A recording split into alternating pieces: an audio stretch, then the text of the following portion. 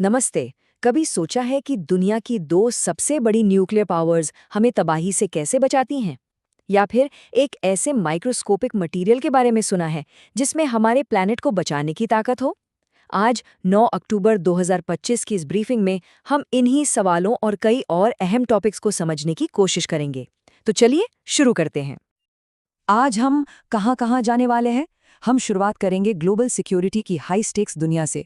फिर देखेंगे कि साइंस की दुनिया में कौन सी नई खोजें हमारा भविष्य बदल रही हैं। इसके बाद हम अपने प्लैनेट को बचाने की कोशिशों पर नजर डालेंगे और आखिर में इंडिया से जुड़ी कुछ बड़ी अपडेट्स पर बात करेंगे। तो चलिए सबसे पहले चलते हैं ग्लोबल स्टेज पर, एक ऐसी जगह जहां एक संधि या एक मिलिट्री एक्सरसाइज भी इतिहास का रुख बदल सकती है। सवाल थोड़ा फिल्मी लग सकता है ना, कि दो देश मिलकर दुनिया को तबाही से कैसे रोकते हैं? पर यह सवाल न्यूक्लियर वेपन्स कंट्रोल की असलियत को दिखाता है, और इसका जवाब एक बहुत ही जरूरी ट्रीटी में छिपा है। जरा इस आंकड़े पर गौर कीजिए। 87%, मतलब दुनिया के लगभग सारे परमाणु हथियार सिर्फ दो देशों के हाथों में हैं, अमेरिका और रूस। ये एक बहुत बड़ी जिम्मेदारी है, और इसीलिए न्यू स्टार्ट जैसी संधियां इतनी ज्यादा क्रूशियल हो जाती हैं। अब इस चार्ट को देखिए। ये दिखाता है कि रूस और अमेरिका दोनों के पास 5000 से भी ज्यादा न्यूक्लियर वॉरहेड्स हैं। अब सोचिए, अगर इन पर कोई लगाम ना हो तो?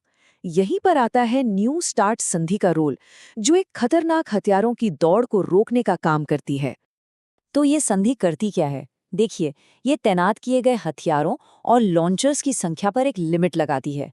और सबसे जरूरी बात, ये दोनों देशों को एक दूसरे के हथियारों का इंस्पेक्शन करने की इजाजत देती है, जिससे ट्रांसपेरेंसी बनी रहती है।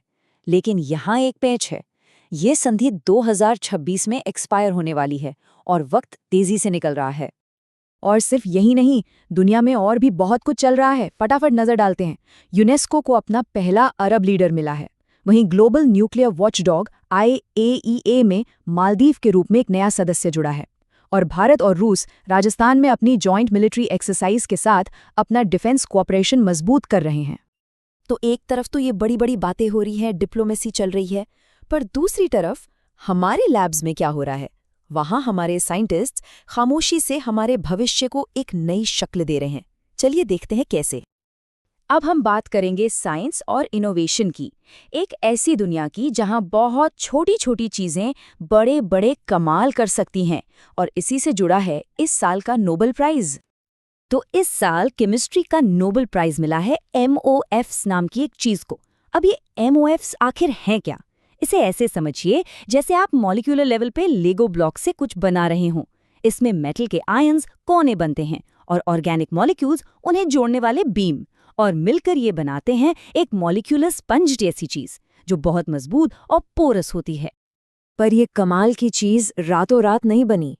इसके पीछे 3 दशकों की मेहनत है और 3 साइंटिस्ट्स की कहानी।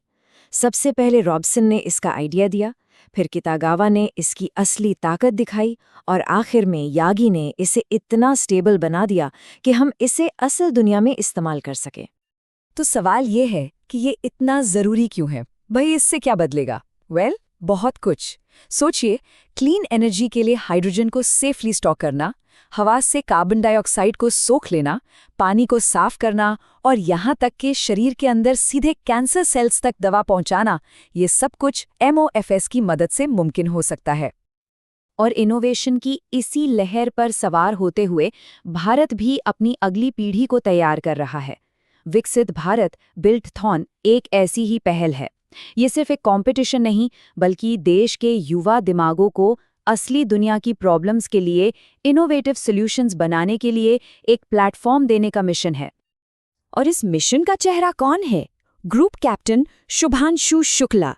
एक एस्ट्रोनॉट से बेहतर कौन युवाओं को बड़े सपने देखने के लिए इंस्पायर कर सकता है ना?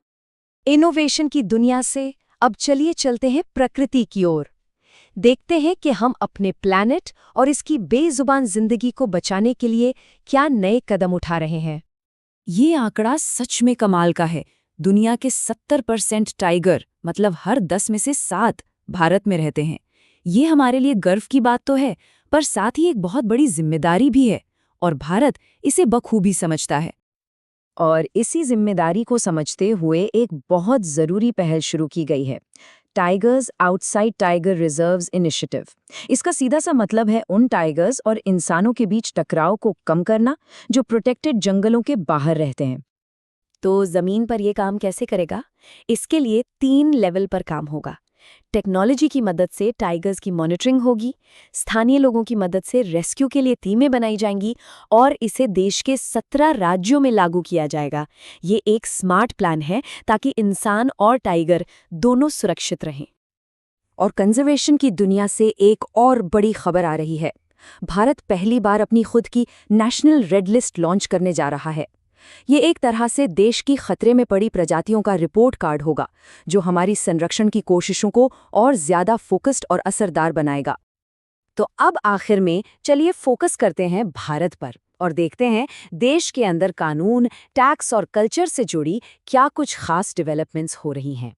चलिए पहले बात करते हैं एक ऐसे टैक्स की जो स्टॉक मार्केट से जुड़ा है, सिक्योरिटीज ट्रांजैक्शन टैक्स यानी STT। ये 2004 से लागू है और जब भी कोई स्टॉक खरीदता या बेचता है तो ये टैक्स लगता है। और अब मामला सुप्रीम कोर्ट तक पहुंच गया है। तो आखिर ये पूरा मामला है क्या? देखिए, सारा मुद्दा डबल टैक्सेशन का है। ट्रेडर्स का ये कहना है कि उनसे उनकी कमाई पर तो इनकम टैक्स लिया ही जाता है, साथ ही सिर्फ ट्रेडिंग करने के काम पर STT भी लिया जा रहा है, जबकि डॉक्टर या वकील जैसे प्रोफेशनल्स के साथ ऐसा नहीं होता।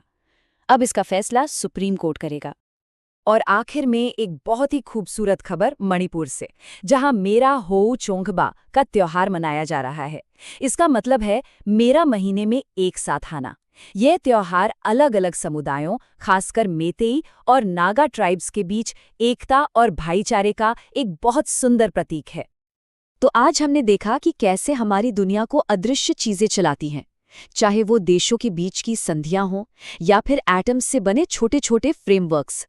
सोचने वाली बात यह है कि आने वाले समय में कौन सी अदृश्य शक्ति हमारे भविष्य को सबसे ज्यादा आकार देगी? इस सवाल के साथ आज की चर्चा यही खत्म करते हैं। देखने के लिए धन्यवाद।